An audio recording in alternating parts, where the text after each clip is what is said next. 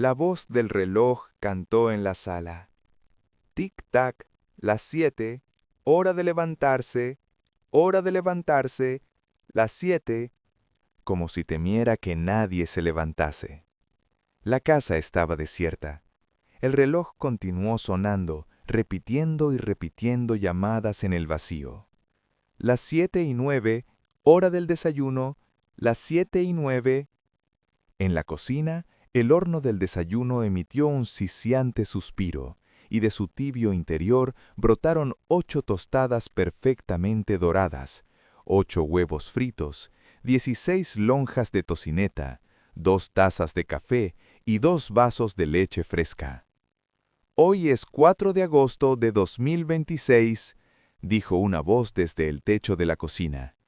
«En la ciudad de Allendale, California», repitió 3 veces la fecha, como para que nadie la olvidara. «Hoy es el cumpleaños del señor Featherstone. Hoy es el aniversario de la boda de Tilita. Hoy puede pagarse la póliza del seguro y también las cuentas de agua, gas y electricidad». En algún sitio de las paredes sonó el clic de los relevadores, y las cintas magnetofónicas se deslizaron bajo ojos eléctricos. Las 8:01, tic-tac, las 8:01, a la escuela, al trabajo, rápido, rápido, las 8:01. Pero las puertas no golpearon, las alfombras no recibieron las suaves pisadas de los tacones de goma. Llovía fuera. En la puerta de la calle, la caja del tiempo cantó en voz baja. «Lluvia, lluvia, aléjate, zapatones, impermeables, hoy». Y la lluvia resonó golpeteando la casa vacía. Afuera, el garaje tocó unas campanillas, levantó la puerta y descubrió un coche con el motor en marcha. Después de una larga espera, la puerta descendió otra vez. A las 8:30, los huevos estaban resecos y las tostadas duras como piedras. Un brazo de aluminio los echó en el vertedero, donde un torbellino de agua caliente los arrastró a una garganta de metal que después de digerirlos los llevó al océano distante. Los platos sucios cayeron en una máquina de lavar y emergieron secos y relucientes. Las 9:15, cantó el reloj. La hora de la limpieza. De las guaridas de los muros salieron disparados los ratones mecánicos. Las habitaciones se poblaron de animalitos de limpieza, todos goma y metal. Tropezaron con las sillas moviendo en círculos los abigotados patines, frotando las alfombras y aspirando delicadamente el polvo oculto. Luego, como invasores misteriosos, volvieron de sopetón a las cuevas. Los rosados ojos eléctricos se apagaron. La casa estaba limpia. 10. El sol asomó por detrás de la lluvia. La casa se alzaba en una ciudad de escombros y cenizas. Era la única que quedaba en pie. De noche, la ciudad en ruinas emitía un resplandor radiactivo que podía verse desde kilómetros a la redonda. Las 10:15. Los surtidores del jardín giraron en fuentes doradas, llenando el aire de la mañana con rocíos de luz. El agua golpeó las ventanas de vidrio y descendió por las paredes carbonizadas del oeste, donde un fuego había quitado la pintura blanca. La fachada del oeste era negra, salvo en 5 sitios. Aquí la silueta pintada de blanco de un hombre que regaba el césped. Allí, como en una fotografía, una mujer agachada recogía unas flores.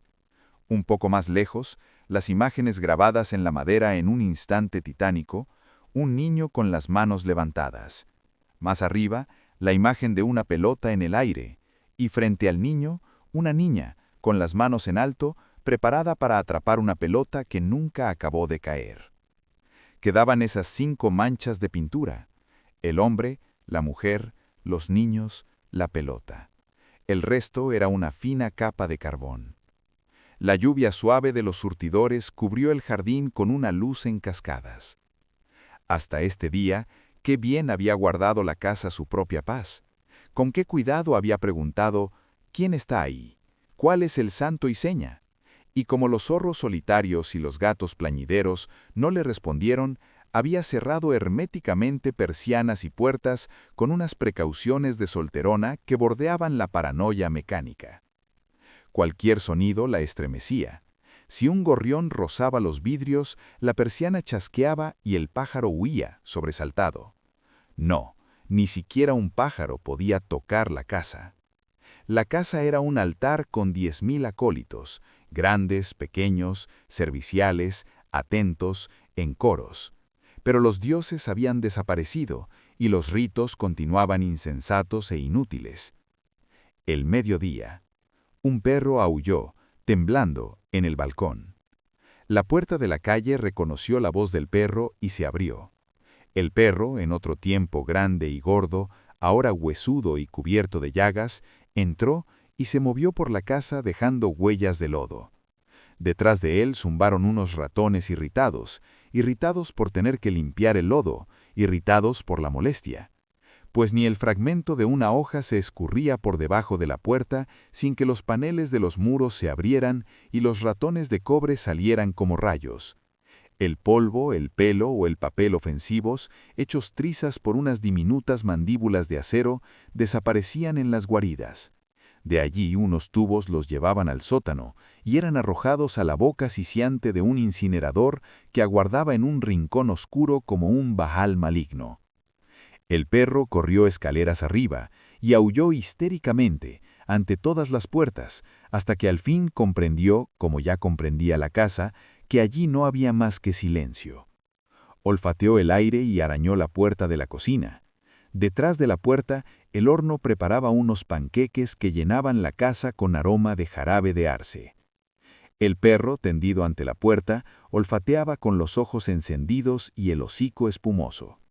De pronto echó a correr locamente en círculos, mordiéndose la cola, y cayó muerto. Durante 1 hora estuvo tendido en la sala. Las 2, cantó una voz. Los regimientos de ratones advirtieron al fin el olor casi imperceptible de la descomposición y salieron murmurando suavemente como hojas grises arrastradas por un viento eléctrico. Las 2:15. El perro había desaparecido. En el sótano, el incinerador se iluminó de pronto y un remolino de chispas subió por la chimenea. Las 2:35. Unas mesas de bridge surgieron de las paredes del patio. Los naipes revolotearon sobre el tapete en una lluvia de figuras. En un banco de roble aparecieron martinis y sándwiches de ensalada de huevo. Sonó una música. Pero en las mesas silenciosas nadie tocaba las cartas. A las 4, las mesas se plegaron como grandes mariposas y volvieron a los muros. Las 4:30. Las paredes del cuarto de los niños resplandecieron de pronto. Aparecieron animales, jirafas amarillas, leones azules, antílopes rosados, panteras lilas que retozaban en una sustancia de cristal. Las paredes eran de vidrio y mostraban colores y escenas de fantasía. Unas películas ocultas pasaban por unos piñones bien aceitados y animaban las paredes. El piso del cuarto imitaba un ondulante campo de cereales. Por él corrían escarabajos de aluminio y grillos de hierro, y en el aire caluroso y tranquilo, unas mariposas de gasa rosada revoloteaban sobre un punzante aroma de huellas animales. Había un zumbido como de abejas amarillas dentro de fuelles oscuros, y el perezoso ronroneo de un león. Y había un galope de ocapis y el murmullo de una fresca lluvia selvática que caía como otros ocasos sobre el pasto almidonado por el viento. De pronto las paredes se disolvieron en llanuras de hierbas abrasadas, kilómetro tras kilómetro, y en un cielo interminable y cálido. Los animales se retiraron a las malezas y los manantiales. Era la hora de los niños. Las 5. La bañera se llenó de agua clara y caliente. Las 6. Las 7. Las 8. Los platos aparecieron y desaparecieron como manipulados por un mago, y en la biblioteca se oyó un clic. En la mesita de metal, frente al hogar donde ardía animadamente el fuego, brotó un cigarro humeante con media pulgada de ceniza blanda y gris. Las 9. En las camas se encendieron los ocultos circuitos eléctricos, pues las noches eran frescas aquí. Las 9:05, una voz habló desde el techo de la biblioteca. «Señora McClellan, ¿qué poema le gustaría escuchar esta noche?» La casa estaba en silencio. «Ya que no indica lo que prefiere», dijo la voz al fin, «elegiré un poema cualquiera». Una suave música se alzó como fondo de la voz. Sarah Teasdale, su autor favorito, me parece. Vendrán lluvias suaves y olores de tierra, y golondrinas que girarán con brillante sonido, y ranas que cantarán de noche en los estanques, y ciruelos de tembloroso blanco, y petirrojos que vestirán plumas de fuego y silbarán en los alambres de las cercas. Y nadie sabrá nada de la guerra. A nadie le interesará que haya terminado. A nadie le importará, ni a los pájaros ni a los árboles, si la humanidad se destruye totalmente. Y la misma primavera, al despertarse al alba, apenas sabrá que hemos desaparecido. El fuego ardió en el hogar de piedra y el cigarro cayó en el cenicero, un inmóvil montículo de ceniza. Las sillas vacías se enfrentaban entre las paredes silenciosas y sonaba la música. A las 10 la casa empezó a morir. Soplaba el viento. La rama desprendida de un árbol entró por la ventana de la cocina. La botella de solvente se hizo trizas y se derramó sobre el horno.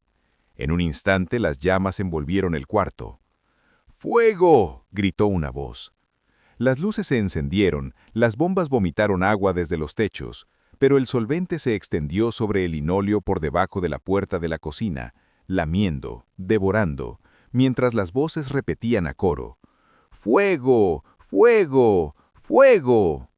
La casa trató de salvarse, las puertas se cerraron herméticamente, pero el calor había roto las ventanas y el viento entró y avivó el fuego. La casa cedió terreno cuando el fuego avanzó con una facilidad llameante de cuarto en 10 millones de chispas furiosas y subió por la escalera. Las escurridizas ratas de agua chillaban desde las paredes, disparaban agua y corrían a buscar más. Y los surtidores de las paredes lanzaban chorros de lluvia mecánica. Pero era demasiado tarde. En alguna parte, suspirando, una bomba se encogió y se detuvo. La lluvia dejó de caer. La reserva del tanque de agua que durante muchos días tranquilos había llenado bañeras y había limpiado platos, estaba agotada. El fuego crepitó escaleras arriba. En las habitaciones altas se nutrió de picazos y de matices, como de golosinas, asando y consumiendo las carnes aceitosas y encrespando tiernamente los lienzos en negras virutas. Después, el fuego se tendió en las camas, se asomó a las ventanas y cambió el color de las cortinas. De pronto, refuerzos. De los escotillones del desván salieron unas ciegas caras de robot y de las bocas de grifo brotó un líquido verde. El fuego retrocedió como un elefante que ha tropezado con una serpiente muerta, y fueron 20 serpientes las que se deslizaron por el suelo, matando el fuego con una venenosa, clara y fría espuma verde. Pero el fuego era inteligente y mandó llamas fuera de la casa y entrando en el desván llegó hasta las bombas. Una explosión. El cerebro del desván, el director de las bombas, se deshizo sobre las vigas en esquirlas de bronce. El fuego entró en todos los armarios y palpó las ropas que colgaban allí. La casa se estremeció, hueso de roble sobre hueso, y el esqueleto desnudo se retorció en las llamas, revelando los alambres, los nervios, como si un cirujano hubiera arrancado la piel para que las venas y los capilares rojos se estremecieran en el aire abrasador. ¡Socorro! ¡Socorro! ¡Fuego! ¡Corran! ¡Corran! El calor rompió los espejos, como hielos invernales, tempranos y quebradizos, y las voces gimieron: ¡Fuego! ¡Fuego! ¡Corran! ¡Corran!, como una trágica canción infantil. Una docena de voces, altas y bajas, como voces de niños que agonizaban en un bosque, solos, solos. Y las voces fueron apagándose mientras las envolturas de los alambres estallaban como castañas calientes. 1, 2, 3, 4. 5 voces murieron. En el cuarto de los niños ardió la selva. Los leones azules rugieron. Las jirafas moradas escaparon dando saltos. Las panteras corrieron en círculos, cambiando de color. Y 10 millones de animales huyeron ante el fuego y desaparecieron en un lejano río humeante.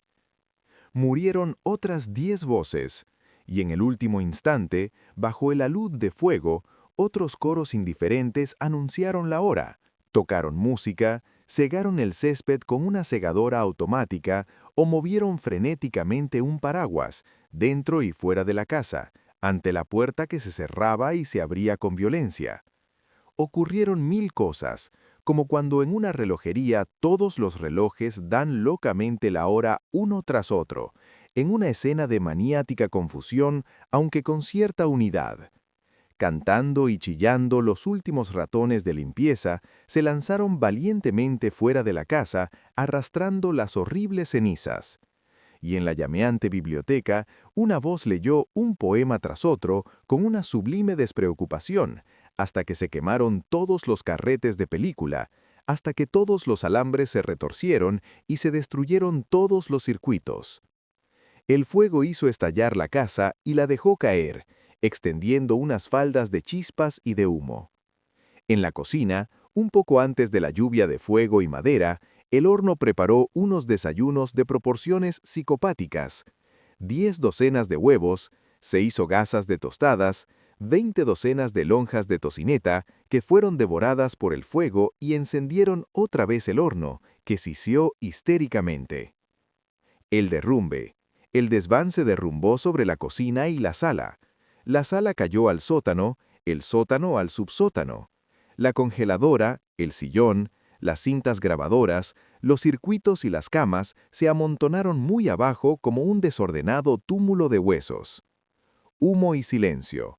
Una gran cantidad de humo. La aurora se asomó débilmente por el este.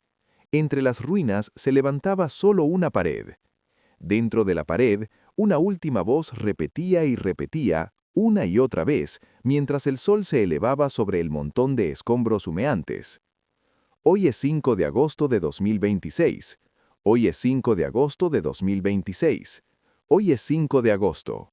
Gracias por escuchar Vendrán lluvias suaves, de Ray Bradbury. Si este audiolibro fue de tu agrado, no te olvides de presionar el botón de like en el video y suscríbete al Club del Vocablo para escuchar más literatura universal. Haz clic en el recuadro para ir al siguiente audiolibro.